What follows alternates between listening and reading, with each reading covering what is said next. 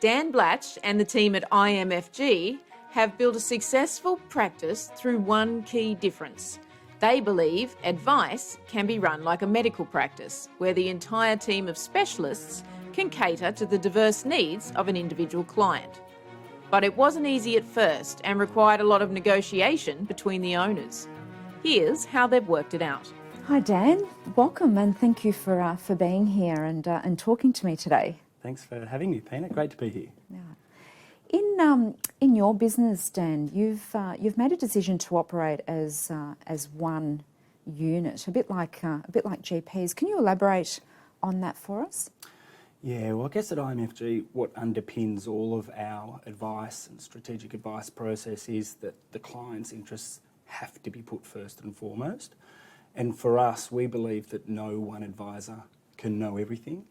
And so we've invested in a team of specialists that we would say this, but we can tend to deliver better outcomes for clients.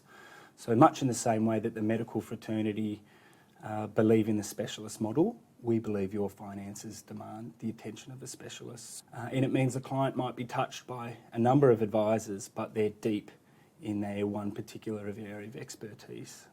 So you're all housed and located in the one office? Yeah, that's correct. Okay. Yeah. So that helps clients save time. We can give them better outcomes, and we introduce respective specialists as and when the client needs them. So just to elaborate on that model a little bit more, because I think it's a really interesting model. So when the client first visits your practice, that the advisor or the individual that's speaking to them at the outset is really doing that fact find that highlights the specialisations that will get pulled in. Can you just elaborate on how that actually works? Well, at the end of the day, it's still just a people business. And so our mandate really for the first client meeting is always to see, one, how quickly we can establish whether we know, like and trust this person. And I think it's the exact same with advisors. So they really are interested in helping them with their broader needs. Okay. And so a certified financial planner, using our medical analogy, would take the client through triage and establish perhaps what the more immediate wants or needs of the client are and work with a plan to address them as we go along. It's a challenging model in that each advisor obviously comes with costs, and so in building a team you're constantly investing back into the team. But we do believe, and we've got a lot of evidence to suggest, that the outcomes are better for clients. So talk to us, Dan, about the challenges in growing a business like yours and around people, processes, systems. Well, I think it works both ways for our internal, be it our team clients, and also our external clients, be it our clients. The importance of, because it is such a people-based business, the importance of having a happy team is critical. And what about in terms of your systems and processes? It's an excellent question, and uniformity around process is what's critical to getting advice out the door quicker and delivering consistent and better advice for clients. So we've invested heavily in process. Where one particular individual might do something another way, we've tried our best to ensure that tasks and threads, without getting into the jargon, are sort of followed by everyone.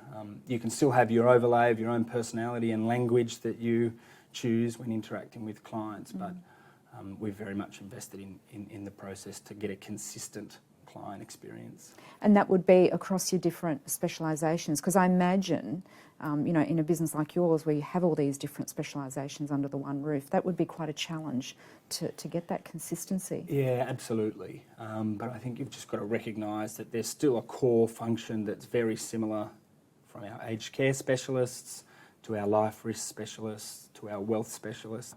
There is a core function of that strategic advice process that is replicable, which is what we're trying to deliver. Dan, I'm interested in a model like that, what your pricing structure would be. Again, that's driven by the client. Okay. So we start with the end in mind for the client always. If for some unknown reason the client would like to remunerate us for our time in a way that the client feels best, for example, fee for service only, we're able to deliver that for them. The complexity of the advice, again, is agreed to between the client and the advisor. So we very much put the client in control of the pricing, and it's often delivered by, it's often determined, frankly, by the complexity of their needs. Okay. And what advice would you give with someone that was thinking about setting up a business or evolving their business into one like yours? Partnerships are difficult, first and foremost. I've been married for a long time and I get on very well with my business partners, but that is a difficult dynamic. So you really need to invest the time in making sure you know, like and trust each other. We spent considerable time doing that. So we were dating, if you will, before we got married, and I would very much recommend that you take your time in establishing whom it is that you're going to get married to, because it's very difficult to unscramble eggs. And you want to have fun along the way. Thank you, Dan, and thank you for being with us today. No Appreciate problems. it. Thanks, Peter. Thanks for your time.